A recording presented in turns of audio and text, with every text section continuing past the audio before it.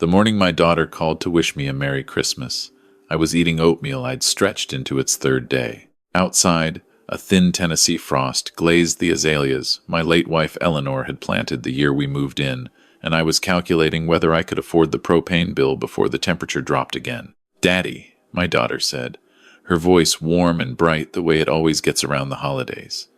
"I just want to make sure everything's set before we drive up for dinner. Marcus said he dropped off your December envelope last week. Did you get it?" I set my spoon down. December envelope. I turned the phrase over slowly, the way you turn a stone to see what lives underneath. For 9 months, I had been telling myself the money transfer my daughter had set up was simply delayed, that the bank was slow, that retirement accounts worked differently than I remembered.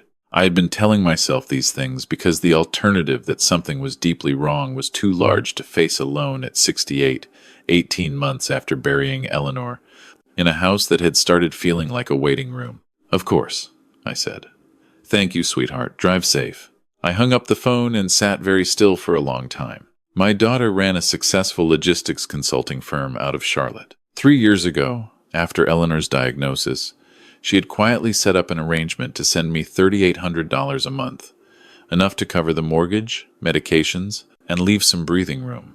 She had not wanted me to feel like a burden. She had trusted her husband to handle the logistics, to make sure the money reached me each month, because Marcus was good with finances. Everyone said so, charming and organized, and always the first to offer help. What I had not told my daughter was that I had not received a single payment in 9 months. I had survived on my Social Security and the careful arithmetic of a man who had spent 32 years as a civil engineer. I clipped coupons. I let the gym membership lapse. I ate a lot of soup. I told myself it was temporary, that I would figure out the transfer issue, that I didn't want to worry my daughter when she was already stretched thin running her business and raising 2 kids. The truth was something smaller and harder. I was ashamed. Ashamed to be the old man with his hand out. Ashamed to admit I couldn't manage on my own. But sitting at that table on Christmas morning with a bowl of 3-day oatmeal and frost on Eleanor's azaleas, I understood with sudden cold clarity that I had been a fool. Not a helpless fool, a trusting one. There is a difference, and it matters. My daughter and Marcus arrived that afternoon with the grandchildren and a pan of sweet potato casserole. Marcus was everything he always was, broad smile, firm handshake. The kind of man who fills a room without raising his voice. He embraced me at the door and handed me a bottle of bourbon I hadn't asked for. "Merry Christmas, Walter," he said. "You look good." I had lost 19 pounds since September. I thanked him for the bourbon. Over dinner, I watched him the way I had learned to watch load-bearing structures in my old career, not for what they showed, but for the small signals of stress beneath the surface. When my daughter mentioned the monthly payments, asking if everything had been running smoothly, Marcus nodded with the practiced ease of a man who had told the same story many times. "Like clockwork," he said. "Right, Walter?" "Like clockwork," I agreed, and poured myself more sweet tea. After they left, I sat at Eleanor's old writing desk and opened my laptop. I am not a suspicious man by nature, but I am methodical. It is perhaps the most useful thing 32 years of engineering gave me. The understanding that every failure leaves a trail if you know how to read it. I logged into my bank account and scrolled back through 9 months of transaction history. My Social Security landed on the 3rd of every month, reliable as gravity. There was nothing else. No transfers from my daughter's account. No deposits from any account connected to Marcus or to their household. What there was, buried in the history, was a single line item from 11 months ago. An outgoing transfer to an account number I did not recognize, labeled simply as account setup fee for $25. I wrote down the account number on the back of an envelope. The day after Christmas, I drove to First Tennessee Bank and sat across from a branch manager I had known for 6 years. I explained what I needed. She pulled up my complete history and cross-referenced the account number I had written down. "Mr. Calloway," she said carefully, "this account was opened 9 months ago. It's registered under your name and Social Security number, but the address on file is not yours." I asked her to read me the address. It was a P.O. box in Charlotte. The account, she told me, had received $3,800 on the 18th of every month for 9 months. The transfers were authorized through my daughter's business payroll system. They had gone to an account that bore my name, my social security number, and a P.O. box registered to a mail forwarding service. $34,200 that my daughter believed was keeping her father warm and fed through a Tennessee winter. I drove home slowly, watching the bare trees along the highway. I had been an engineer long enough to know that before you condemn a structure, you gather every piece of evidence. Emotions are expensive. Evidence is free. I did not call my daughter. Not yet. What I needed first was someone who understood financial fraud the way I understood load distribution, someone who could tell me exactly what I was looking at and how serious it was. I called Raymond. Raymond Gibbs and I had worked together for 20 years at the State Infrastructure Office.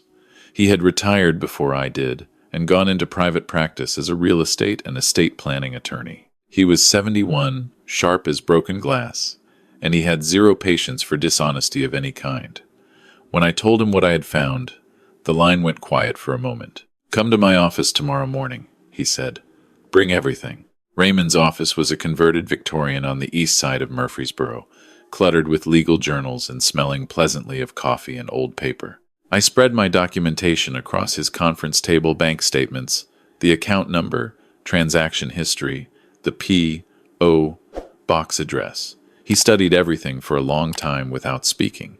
"Walter," he said finally, "you understand what this is." "I do. This is identity fraud. Whoever opened this account used your personal identifying information without your authorization to intercept funds intended for you." He paused. "Do you know who did it?"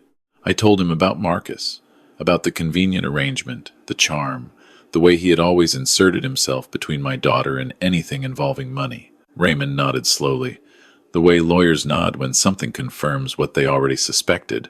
"I've seen this before," he said. "Not often, but enough. A family member positions themselves as the helpful intermediary. They handle the logistics. Nobody questions them because questioning feels like an accusation, and nobody wants to be the person who accuses family." He looked at me over his reading glasses.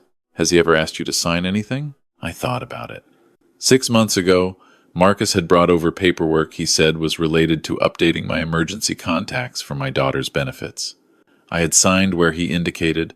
I had not read it carefully. I felt something cold settle in my stomach. "Show me," Raymond said. I did not have copies. Marcus had taken them with him. But Raymond made some calls, and by that afternoon he had pulled the county property records for my address. The deed to my house had been transferred to a limited liability company registered in Delaware 3 weeks after I had signed those papers. I sat in Raymond's conference chair and looked at my hands for a long time. The house Eleanor and I had built our life in. 31 years of mortgage payments, of Saturday mornings in the garden, of Christmases and report cards, and the particular silence after the grandchildren go home. The house was mine. It had been mine. And now it belonged to an LLC I had never heard of. Controlled Raymond confirmed after further research by a registered agent connected to a business address in Charlotte that did not match anything my daughter had ever mentioned. "Marcus incorporated that LLC 14 months ago," Raymond said quietly. "Shortly after Eleanor passed. I had grieved my wife for 18 months. During those same months, the man my daughter trusted had been methodically dismantling everything Eleanor and I had built. Raymond advised me to say nothing to my daughter until we had everything documented. He contacted a forensic accountant who spent 2 weeks pulling transaction records, corporate filings, and signature comparisons. What emerged was precise and devastating. $34,200 redirected through the fraudulent account, a forged deed transfer worth $220,000 in home equity, and preliminary indications that Marcus had taken out a home equity line of credit against my property, a line of credit I had never applied for, drawing an additional $41,000 over 6 months. The total exceeded $290,000. I had spent 9 months eating 3-day oatmeal, while the man at my Christmas dinner table treated my daughter's care for me as his personal revenue stream. Raymond arranged everything for what he called a family documentation meeting, though I thought of it differently. I thought of it as the dinner I owed Eleanor, the chance to lay the truth on the table with the same care she had always set a proper place for company. My daughter and Marcus came on a Saturday in late January. I cooked Eleanor's pot roast, which I had not made since the funeral because it felt like too much for one person. I set the table with the good china. I opened a bottle of red wine. When they arrived, Marcus complimented the smell from the driveway, clapped me on the shoulder, settled into the chair across from me like a man who had nothing in the world to worry about. We ate. We talked about the grandchildren's school plays, about my daughter's new client contract, about the spring forecast. I waited until Marcus had refilled his wine glass before I reached under my side of the table for the folder Raymond had prepared. I set it on the table without drama. "I want to talk about my finances," I said, "since you've both been so involved." My daughter looked puzzled. Marcus looked at the folder. I walked through it the way I used to walk engineers through a structural failure analysis methodically, without editorial, letting the facts speak at their own volume. The fraudulent account opened in my name. The P.O. Box in Charlotte. 9 months of redirected payments. My daughter's hand went to her mouth before I reached the second page. When I set down the deed transfer documentation, Marcus said, "Walter, I can explain." "Please," I said. He explained that the LLC had been formed to protect my assets, that the equity line had been an investment on my behalf, that the account was a temporary holding measure while he sorted out a tax situation, that he had meant to tell me, had been planning to tell me, had only been waiting for the right moment. The explanations came quickly and smoothly, like a man who had rehearsed them, and I noticed that every one of them was about his intentions rather than my money. My daughter said his name once, quietly. The facade held for about another minute. Then it cracked the way facades always crack, not all at once, but from a single point. The point was when Raymond walked in through the side door I had left unlocked, set his own folder on the table, and explained in the measured voice of a man who has spent 40 years in courtrooms exactly what the documents represented under Tennessee law. Marcus's chair scraped back. He said something about needing air. My daughter told him to sit down, and something in her voice made him sit. There were tears. There were denials that gave way to partial admissions that gave way to the particular silence of a man who has run out of story. My daughter held my hand across the table. At some point the pot roast went cold, but none of us were eating anymore. Marcus agreed.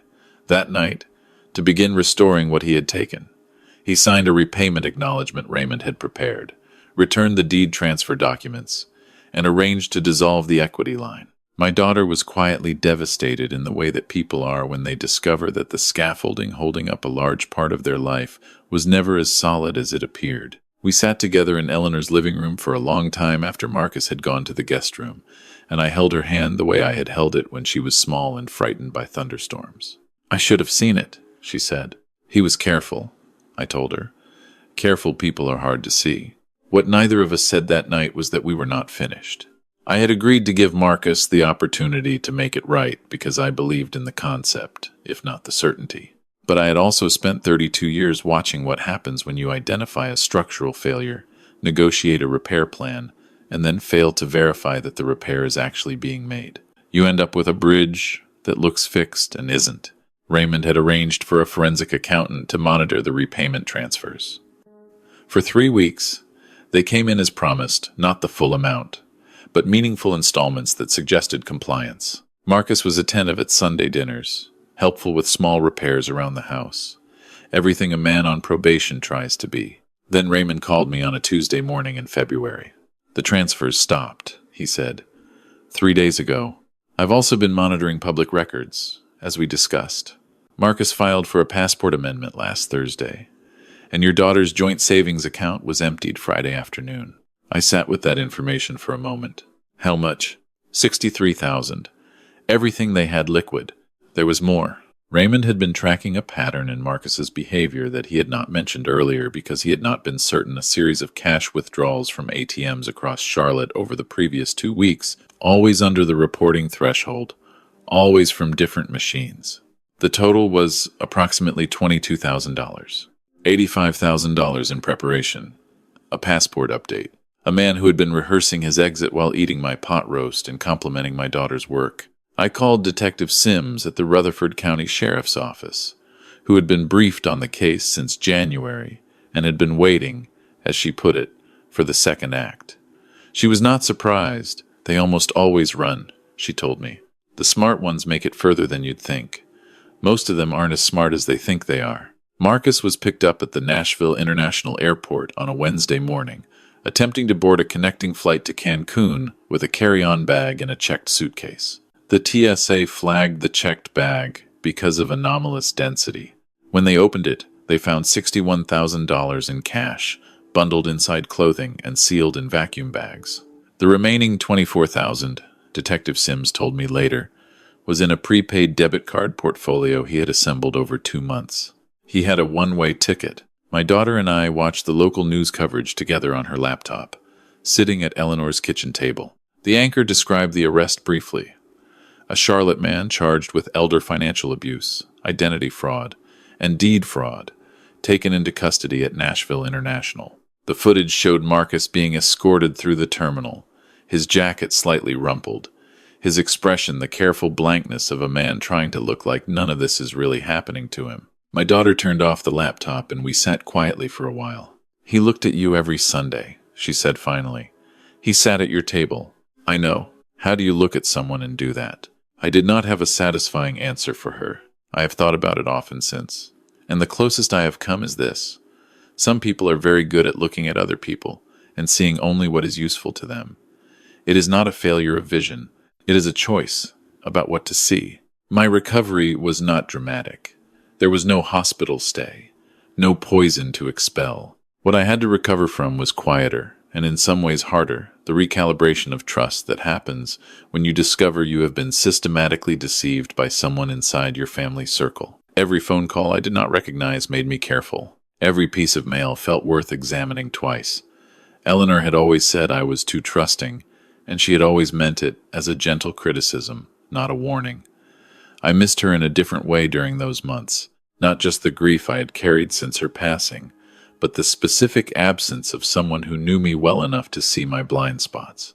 My daughter threw herself into the legal process, with the same intensity she brought to her business. She worked with Raymond to fully restore the deed to my name, dissolve the fraudulent LLC, close the equity line, and document every transaction for the criminal case. It took 4 months and cost her significantly in both time and legal fees, and she never once suggested it was an imposition.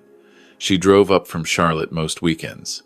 She brought the grandchildren. She sat with me in the garden where Eleanor's azaleas were starting to come back in the spring warmth, and we talked about what comes next. What came next was not something I had planned. Raymond, who had spent the better part of 3 months immersed in the details of my case, had started fielding calls from colleagues handling similar situations across Middle Tennessee. Elder financial abuse, he told me, was dramatically underreported, in part because victims were ashamed, in part because family dynamics made reporting feel like a betrayal, and in part because the legal mechanisms for pursuing it were complicated and expensive. He asked if I would be willing to speak at a meeting of the State Bar's Elder Law section about my experience. I said yes before he finished the question. I had spent 32 years building things meant to hold weight. It seemed right to spend whatever years remained on something similar. The meeting was held at a hotel conference room in Nashville on a Thursday evening in April. There were attorneys, social workers, a representative from the State Aging Services Department, a woman from Adult Protective Services who had been working elder financial abuse cases for 20 years. I stood at a podium and told my story simply and without embellishment. I said I had been a civil engineer and I understood structural failure. I said this kind of fraud was a structural failure, a collapse of the trust that holds families together, and like all structural failures, it was preventable if people knew what to look for. A woman in the back row raised her hand and said, "My father is going through something similar right now, and I don't know where to start." I told her to start by documenting everything and calling an elder law attorney tomorrow morning. I gave her Raymond's card. The state representative, who had been sitting quietly in the corner, introduced himself afterward and asked if I would be willing to testify before a Senate committee considering updates to Tennessee's elder abuse statutes. Raymond had been pushing for stronger penalties and clearer investigative authority for months. My testimony, the representative suggested, might help move things along. I testified in May. I wore the same suit I had worn to Eleanor's funeral because it was my best suit, and I believed in treating important occasions with the appropriate gravity. I told the committee what had happened to me. I told them about the oatmeal and the propane bill and the azaleas and the Christmas morning phone call. I told them that shame is the abuser's most powerful tool, that the reason so many victims stay silent is that they cannot bear to appear vulnerable, and that the law's job is to make speaking up easier than staying silent. The bill passed in June with bipartisan support. It strengthened penalties for deed fraud targeting seniors, streamlined the investigative process for financial elder abuse cases, and allocated funding for a statewide legal aid resource for victims who could not afford private attorneys. Raymond called me when the governor signed it. Eleanor would have had something to say about all this, he said. She would have had a lot to say, I agreed, and most of it would have been right. Marcus entered a guilty plea in July to elder financial fraud, identity theft, and deed fraud. He received an 8-year sentence. My daughter was present for the sentencing. She did not speak to him. I did not feel the satisfaction I had expected, only a kind of exhausted relief. The feeling you get when you have been holding something heavy for a long time and you finally set it down. The house is mine again. The azaleas are doing better than expected. My daughter drives up on Sundays more often than she used to. And sometimes she brings the grandchildren, and we sit in the backyard and I tell them about the projects I worked on, bridges and overpasses, and a water treatment facility in Chattanooga that is still operating 40 years after we built it. They are too young to understand most of it, but they listen with the polite attention of children who sense that something important is being passed to them, even if they cannot yet name what it is. I have learned a few things I would not have chosen to learn this way. I have learned that the people most capable of harming us are the ones who have studied what we need and decided to offer it.